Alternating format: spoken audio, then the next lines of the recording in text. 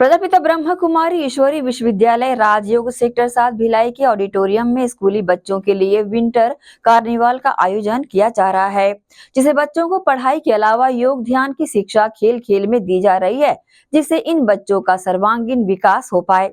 प्रजापिता ब्रह्म कुमारी ईश्वरी विश्वविद्यालय राजयोग सेक्टर 7 भिलाई के ऑडिटोरियम में स्कूली बच्चों के लिए विंटर कार्निवाल का आयोजन किया गया। बच्चों को पढ़ाई के साथ साथ योग ध्यान की शिक्षा खेल खेल के दौरान यहाँ दी गई, जिससे इन बच्चों का सर्वांगीण विकास हो। गौरतलब है कि हमें जिंदगी में हर चीज के लिए तैयार रहना है। हम अपनी हार को एक्सेप्ट नहीं कर पाते हैं, लेकिन जीवन में हार को भी हराकर जीत में बदल देना है और इसी को बाजीगर कहते हैं। ये बातें प्रजापिता ब्रह्म कुमारी ईश्वरी विश्वविद्यालय द्वारा सेक्टर 7 स्थित पीस ऑडिटोरियम में पहली बार प्रारंभ विंटर कार्निवाल में वरिष्ठ राजयोग टीचर एवं मोटिवेशनल स्पीकर ब्रह्म कुमारी प्राची बहन ने दी।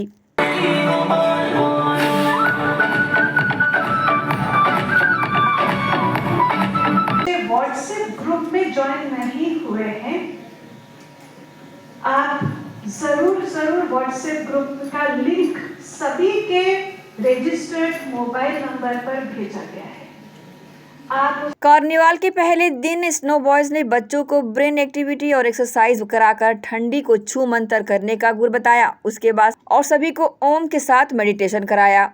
पीस ऑडिटोरियम में आयोजित विंटर कार्निवाल में उपस्थित बच्चों का उमंग देखते ही बन रहा था। बचपन और शरारत का गहरा रिश्ता होता है, लेकिन हमारी शरारत से किसी का नुकसान न हो, इस बात का हमें ख्याल रखना चाहिए। सब चलाते हैं, जरा अपनी खुशी का रिमोट चलाना,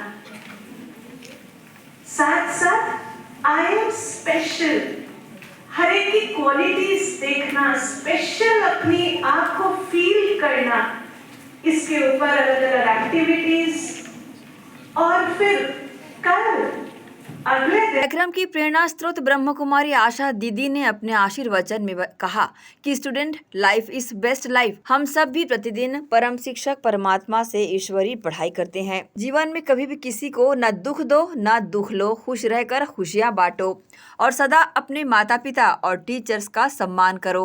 और मैं इस ब्रह्मा कुमारी सेंटर पर पिछले 20 सालों से मेडिटेशन और आध्यात्मिक ज्ञान की शिक्षा ले भी रही हूँ, दे भी रही हूँ। इस बार हम हर साल जो समर कैंप करते थे वो इस बार नहीं कर पाए थे, तो बहुत अंदर में था। जो बच्चे इंतज़ार कर रहे थे, पेरेंट्स ने कहा हम इंतज़ार करते, क्योंकि बच्चों में यहाँ आने से बहुत परिवर्तन आता है।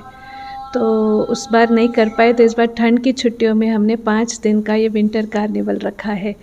और ख़ास इसी उद्देश्य से कि जो बच्चे आते हैं और उनको जब ये इस आध्यात्मिक माहौल में बैठकर वो कुछ ऐसी बातों को सुनते हैं फ़न के साथ, हंसी हंसी में, कहते हैं कि अगर बच्चों को सही शिक्षा देनी है तो साथ साथ उनको उतनी खुशी भी देनी होगी। तो खुशी के साथ, उस फ़न के साथ जब बच्चे वो चीज़ों को अंदर ग्रहण करते जाते हैं और मेडिटेशन करते हैं, तो आपको बताऊं ड्रास्टिक चेंज इन 4 दिनों में। कल क्लोजिंग है और इन्हीं दिनों में 4 ही दिन में इतना परिवर्तन है बच्चों में।